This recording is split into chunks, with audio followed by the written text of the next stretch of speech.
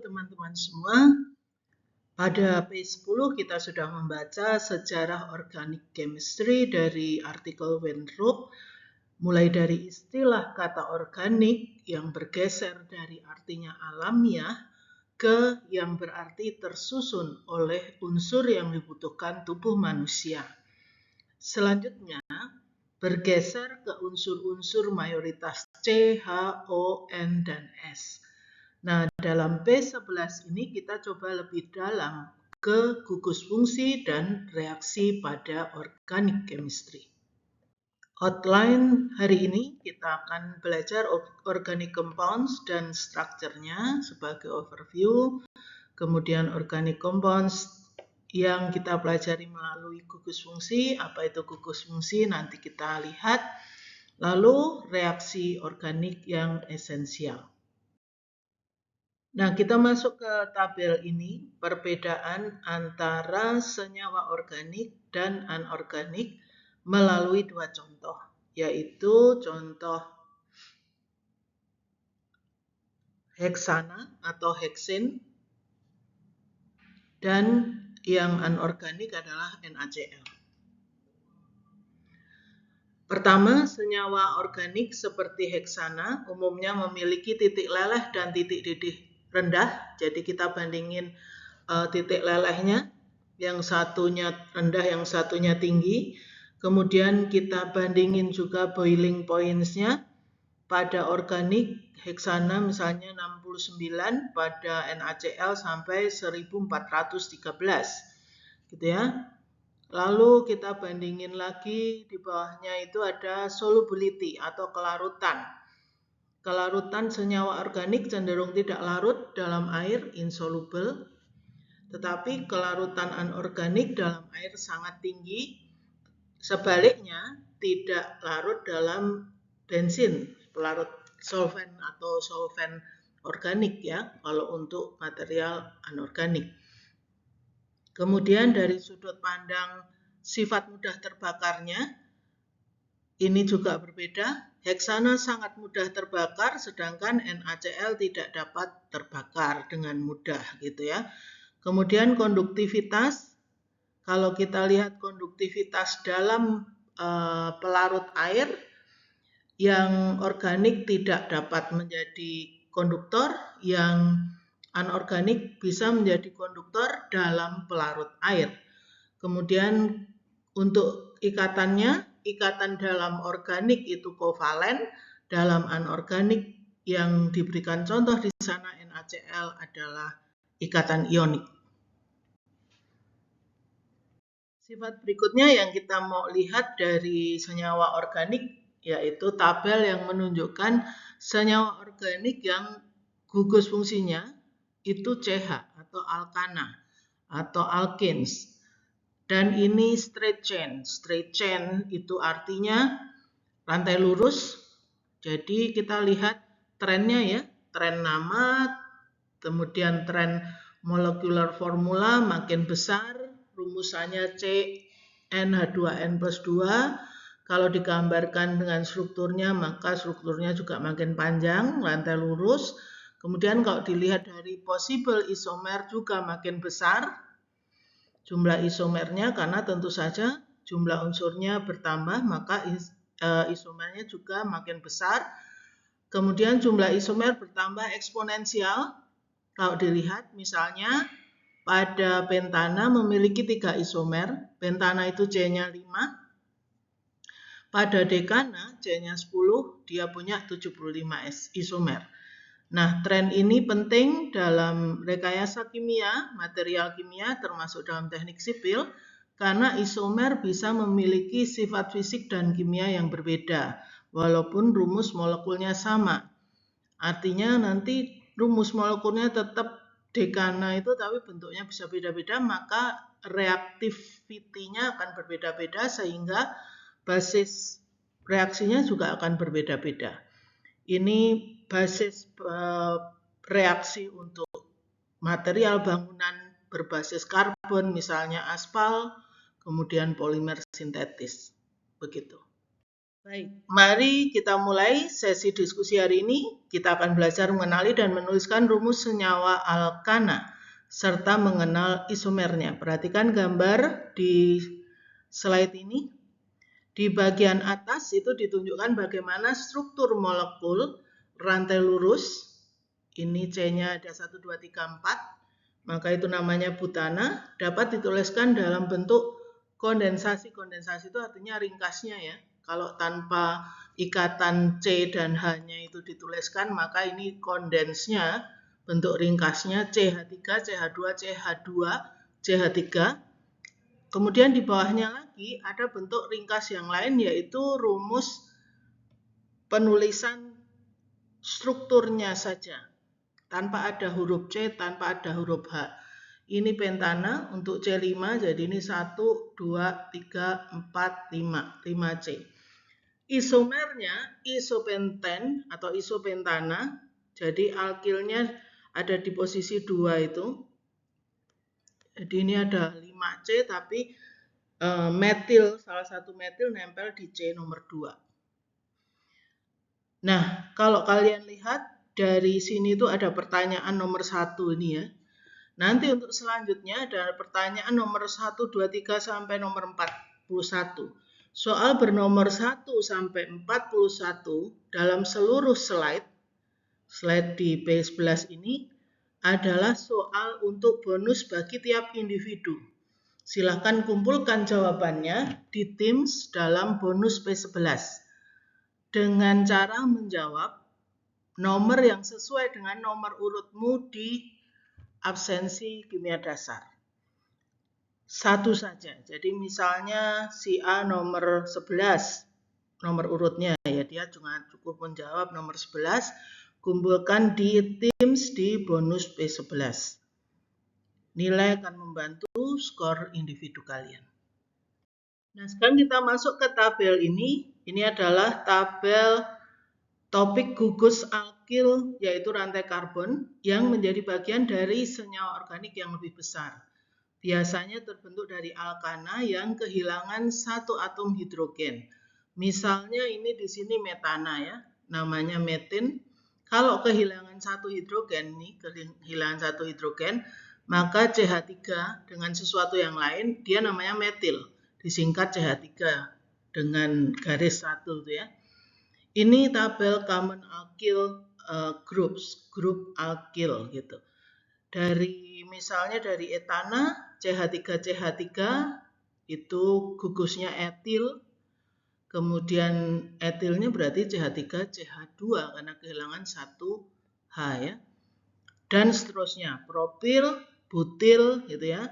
Nanti di bagian butil itu ada isobutil juga. Iso itu kalau punya metil di C nomor 2. Nah, gugus-gugus alkil ini penting karena dia akan menjadi dasar penamaan kalau menamai senyawa organik, termasuk dalam desain material yang lebih besar gitu. Misalnya nanti ketemu polimer yang punya alkilnya metil, polymethyl something gitu. Nah, bagaimana orang mempelajari kimia organik? Nah, simpelnya kita sudah dibantu oleh para organik kemis pendahulu gitu ya. Dalam kimia organik kita mengenal istilah gugus fungsi, bahasa Inggrisnya functional group, yaitu bagian dari molekul yang secara konsisten memberikan sifat kimia tertentu pada senyawa tersebut. Gugus fungsi menentukan reaktivitas dan cara senyawa berinteraksi dalam reaksi kimia serta berperan penting dalam penamaan senyawa organik. Nah, tabel ini itu memberikan ringkasan klasifikasi berbagai senyawa organik berdasarkan gugus fungsi utama mereka. Jadi, setiap gugus fungsi itu memberikan sifat umum yang sama. Misalnya gugus fungsi alkin atau alkana, general formulanya RH, kemudian namanya kalau kita menamain ditambah dengan in atau ana itu ya dalam bahasa Indonesia. Alkin ikatan rangkap RC double bond CR2 namanya ditambah INI atau ENA kalau dalam bahasa Indonesia. Alkain ikatan rangkapnya 3, C double bond 3. Kemudian alkohol ROH. Kemudian tiol itu RSH, punya S ya. Jadi SH menggantikan O menjadi S berarti tiol gitu ya. Ether itu kalau sudah tidak punya H lagi, O dengan R dan R yang lainnya. Kemudian aldehyde itu kalau C-nya berikatan rangkap dengan O, lalu sebelahnya itu punya H, itu aldehyde. Namanya pakai alkanal misalnya, pakai al gitu ya. Berikutnya kalau H-nya diganti menjadi R yang lain, alkil yang lain, maka dia adalah keton. Jadi C double bond C dan mengikat dua hal yang lainnya di kiri dan kanannya. Kalau kemudian itu diganti, salah satunya dari R itu diganti dengan OH, maka namanya RCOOH itu carboxylic acid. Kalau dilanjutkan lagi, bagaimana kalau OH-nya ini berganti dengan N, NH, NH3, NH2? Nanti teman-teman akan ketemu dengan amide atau amida. Bagaimana kalau ini diganti R? Jadi H-nya ini diganti dengan R, maka RCOOR gitu ya, itu akan ketemu dengan ester. Nah, setelah ini kita akan lihat. Saya ingatkan lagi, soal bernomor 1 sampai dengan 41 dalam seluruh slide ini merupakan bonus bagi individu. Silahkan kumpulkan jawaban di Teams dalam bonus B11 setiap individu dengan nomor urut absensi yang sesuai. Nilai akan membantu skor individu kalian. Ini berkaitan dengan gugus fungsi alkohol dan contoh-contoh alkohol. Di situ ada metanol, C-nya 1 ya. Kemudian primary alkohol itu artinya nih ya, H-nya itu terikat dalam OH-nya terikat pada C yang primer, yang dia dua diantaranya punya H. Ini yang tengah ini secondary alkohol. Mengapa disebut secondary? Karena OH-nya berikatan dengan C yang H-nya punya 1 H.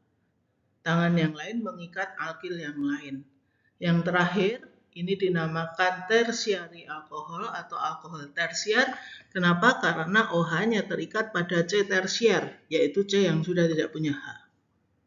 Gitu ya, jadi punya 2 H untuk primary, secondary untuk punya 1 H, tertiary untuk tidak punya satu pun H di C yang mengikat OH. Kemudian soal di bawahnya itu tentang reaksi antara alkohol dengan AROH itu apa? Nanti dicari dengan basa dan itu reaksi seperti menghasilkan garam tuh itu. Mana yang basa, mana yang garam, mana yang asam, silahkan diidentifikasi. Kemudian di bawah ini adalah fenol. Nah, yang saya nanyakan adalah gambar struktur fenol. Tanpa ball and stick gitu ya, tanpa bola-bola itu gimana. Lalu rumus kimianya dengan C dan H dan O-nya bagaimana. Nah, bentuknya kristal seperti ini, fenol. Alkohol itu untuk apa? Untuk bahan bakar alternatif, kalian sudah sering dengar etanol dan metanol digunakan sebagai bahan bakar. Hasilnya kalau dibakar jadi karbon dioksida dan air. Digunakan sebagai pencampur gasohol 10-20% etanol. Itu terutama untuk mengurangi ketergantungan kita ke minyak ya. Kemudian pelarut serbaguna, etanol banyak dipakai untuk industri parfum, kosmetik, kemudian industri di medis karena dia akan berguna sebagai pelarut atau pembersih. Kemudian bahan baku industri kimia, metanol dan etanol juga untuk menjadi bahan dasar selanjutnya seperti formaldehid, aldehyde gitu ya, asam etanoat, ester dan yang lainnya. Antiseptik tadi sudah disebutkan, desinfektan, fenol, alkohol aromatik itu digunakan sebagai desinfektan. yang punya AR tadi ya, kayak fenol. Lalu mengurangi pajak minuman beralkohol. Etanol dijual dalam bentuk industrial methylated spirit yang tidak layak dikonsumsi karena ditambahkan metanol. Ini memungkinkan penggunaannya dalam industri tanpa dikenai pajak tinggi seperti minuman beralkohol. Selanjutnya ethers, kita masuk ke ethers. Kalau ethers tadi itu kan ROR, gugus fungsinya ya. Jadi O berikatan dengan alkil dan alkil lagi. Nah, ini soal nomor 5, 6, 7, dan 8. Silakan dikerjakan. Di bagian yang ada kotaknya ini adalah sintesis. Sintesis ether itu. Ini adalah sintesis ether yang pertama.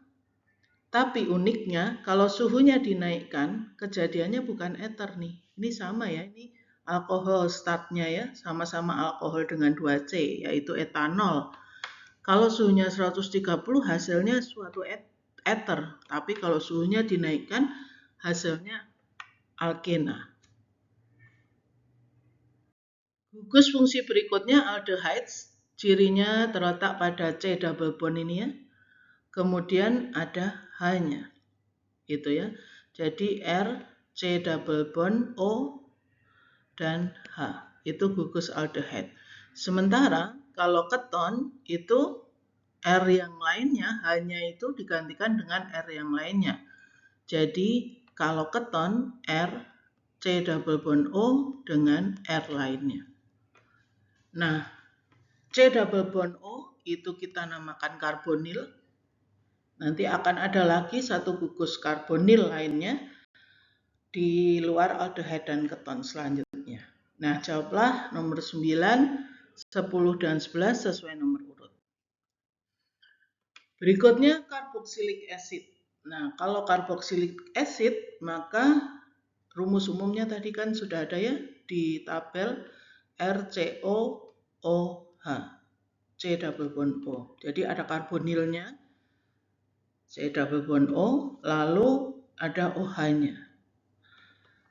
Salah satu yang kalian sering sekali dengar ya asam asetat, misalnya CH3COOH. Itu kan seperti ini ya, COOH. Itu suatu asam karboksilat. Nah, dia bisa berasal dari primary alkohol, alkohol primer, yang dioksidasi, kemudian menjadi aldehyde, dan dioksidasi lagi untuk jadi asam karboksilat. Berikutnya ester. Nah, kalau tadi RCOOH seperti ini adalah asam karboksilat, ya kan? Kalau jadi ester, H-nya itu berganti menjadi R lain karena suatu reaksi, yaitu dengan alkohol misalnya, dengan katalis asam. Maka hasilnya adalah ester. Ini rumus umumnya ester. Silakan diberi nama pertanyaan nomor 16 dan 17. Apa gunanya ester? Pelarut organik, penghapus cat dan kosmetik, etil asetat misalnya. Pelarut organik itu banyak ya, termasuk ketika menghilangkan kafein dari kopi. Kemudian bahan lakuer untuk melarutkan nitroselulosa dalam pembuatan lakuer yang mengering menjadi lapisan tipis setelah pelarut menguap. Kemudian plasticizer atau pelembut plastik ini kalian gunakan di industri beton. Ester dengan titik didih tinggi digunakan sebagai plasticizer untuk membuat plastik yang rapuh menjadi lebih lentur. Materi bahan kimia sintetik misalnya esterifikasi, termasuk penggunaan di parfum industri, termasuk produk industri untuk polyester, bahan-bahan material bangunan seperti itu ya. Nah, berikutnya kita masuk ke gugus fungsi amides atau amida dalam bahasa Indonesia. Jadi, kalau tadi RC double bond O, OR itu ester.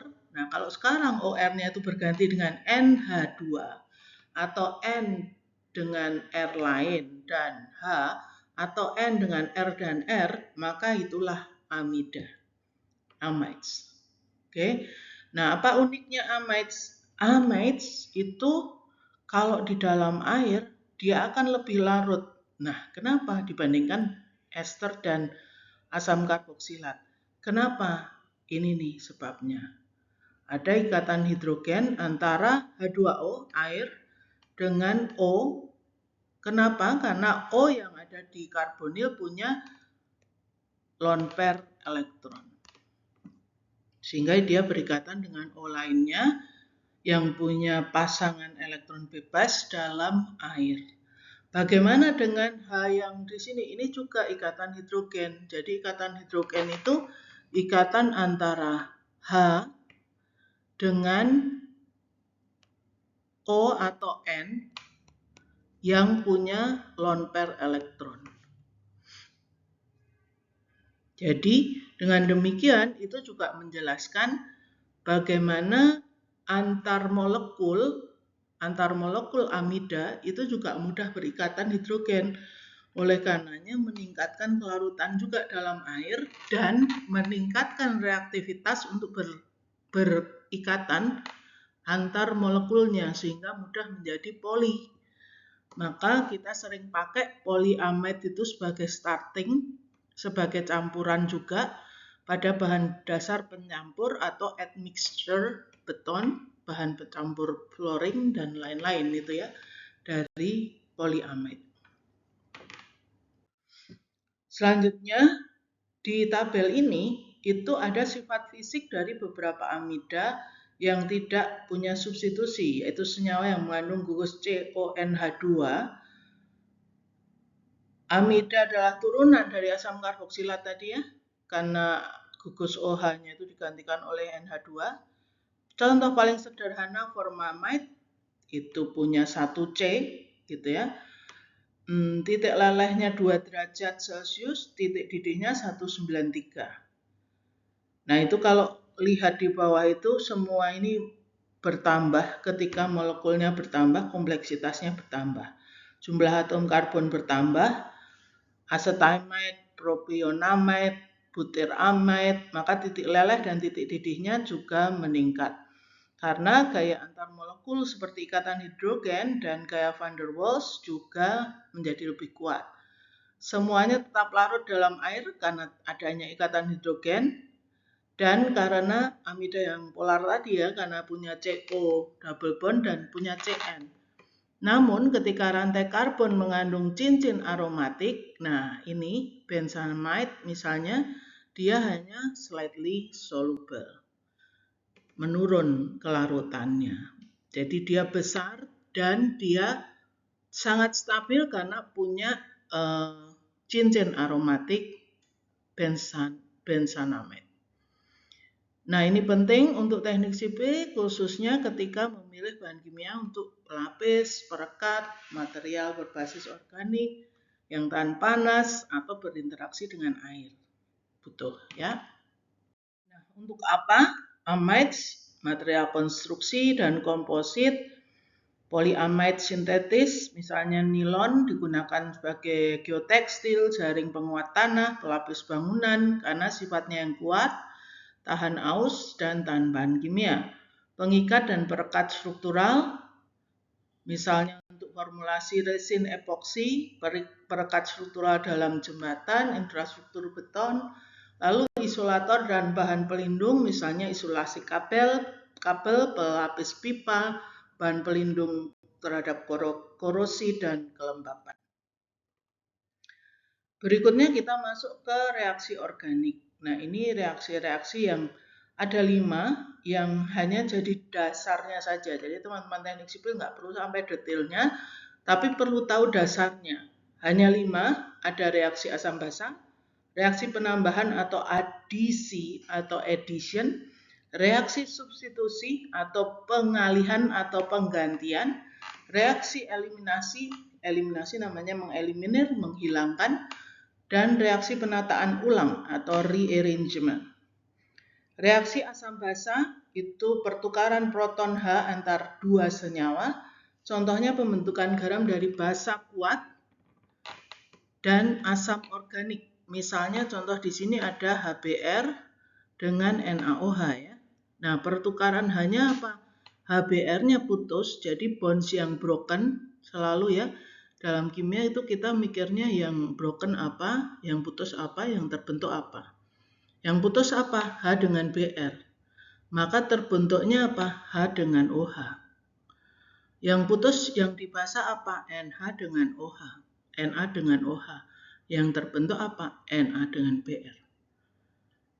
Di contoh kedua, reaksi adisi atau addition atau reaksi penambahan memecah ikatan rangkap. Ikatan rangkap itu ikatan pi. Ini misalnya contohnya ada ikatan rangkap nomor 2 itu. Maka dia akan terpecah menjadi dua ikatan lain. Jadi C1 dan C2 itu broken. Kemudian akan terbentuk C1H dan C2Cl. Dua ikatan ya yang terbentuk. Makanya dinamakan add atau menambah. Karena yang tadinya satu ikatan rangkap menjadi dua ikatan tunggal tambahan satu lagi. Oke, kemudian reaksi substitusi mengganti satu gugus atom dengan yang lain di atom karbon. Contohnya esterifikasi. Esterifikasi itu berasal dari alkohol ditambah asam karboksilat menjadi ester ditambah air. Bonds broken-nya yang putus C1 dengan Br. Yang terbentuk C1 dengan Cn. Yang putus NaCN yang terbentuk NaBr. Tuh, nah itu substitusi antara Br dengan Cn itu. Reaksi eliminasi berarti mengeliminir. Jadi kebalikannya dari adisi. Jadi pada reaksi eliminasi ikatan rangkap baru itu akan terbentuk dengan menghilangkan dua gugus. Misalnya dehidrasi alkohol menjadi alkena. Nah, di sini contohnya ini bukan dehidrasi contohnya, tetapi pembentukan ikatan rangkap dari suatu senyawa kloro. Ini ada yang broken C1Cl, yang terbentuk C1C2 ikatan pi, ikatan rangkap ya. Yang tadinya yang broken C2H, yang terbentuk HOCH3. Jadi yang tadinya ada dua ikatan menjadi satu ikatan rangkap, C1 dan C2. Kemudian ada reaksi penataan ulang, yaitu perubahan posisi atom dalam molekul. Sangat umum terjadi bersamaan dengan reaksi lain seperti substitusi. Nah, penataan ini sangat beragam, maka golongan yang kelima itu nggak bisa kita golongkan satu doang. Gitu. Kadang-kadang akan mirip dengan substitusi. Oke, berikutnya. Apa gunanya? Contohnya substitusi. Reaksi dalam resin epoksi digunakan dalam perekat struktural dan pelapis anti korosi. Misalnya esterifikasi dari CH3COOH, asam karboksilatnya dengan etanol. Esternya CH3COOCH3. Asetat ditambah etanol menjadi metil asetat, yaitu suatu ester dan air. Kemudian reaksi eliminasi, produksi bahan polimer seperti PVC. Itu adalah eliminasi dari monomer vinil menghasilkan senyawa rangkap, ikatan rangkap, yang kalau terus dipolimerisasi ini akan panjang polimernya menjadi polivinil karbon. Kemudian penambahan atau addition, contohnya sintesis aditif beton superplasticizer. Reaksi adisi menghasilkan senyawa fungsional baru yang meningkatkan sifat material. Misalnya adisi bromin pada etena, maka bentuknya menjadi aditif organik dengan adanya CH2CH2Br itu. Adisi ya. Yang dia sifatnya bisa menjadi pelembut tadi, plasticizer. Contoh lain, reaksi asam basa, stabilisasi tanah dengan reaksi kimia dengan cara reaksi asam organik dengan basaan organik untuk penguatan tanah. Ini ada yang UTS kemarin membuat ini, yaitu stabilisasi tanah dengan CaOH2 itu ya, dengan basanya. Nah, itu menstabilkannya karena terbentuknya garam ini gitu, dari asam-asam di dalam tanah. Yang terakhir, contoh penataan ulang, optimasi senyawa aditif resin atau aspal, penting untuk menyesuaikan struktur senyawa organik untuk meningkatkan performa material. Misalnya rearrangement dari enol ke keton untuk memperbaiki stabilitas thermal aditif. Oke, berikutnya ini soal-soal dari nomor 22 sampai nomor 40 atau 41 itu ya, sampai nomor 41. Nomor 22 sampai nomor 20 sampai nomor 30 itu jelaskan dengan bond broken dan bond form. Lalu jenis reaksinya apa? Dari nomor 1 sampai nomor 5 tadi ada reaksi asam basa, reaksi substitusi, reaksi adisi, reaksi rearrangement, reaksi eliminasi. Nah, itu reaksi yang mana dan apa ikatan yang putus dan ikatan yang terbentuk. Itu untuk soal nomor 22 sampai 30. Bagi mahasiswa yang nomor urutnya 22 sampai 30. Masing-masing satu saja, misalnya nomor 22 ngerjakan ini, jenis reaksinya apa, kemudian bond broken-nya apa aja, bond form-nya apa aja. Terus sampai nomor 30, urut nomor 30 mengerjakan itu. Sedangkan nomor urut 31 sampai 39, tuliskan nama produknya apa dan nama reaktannya dari reaksi nomor 22 sampai 30.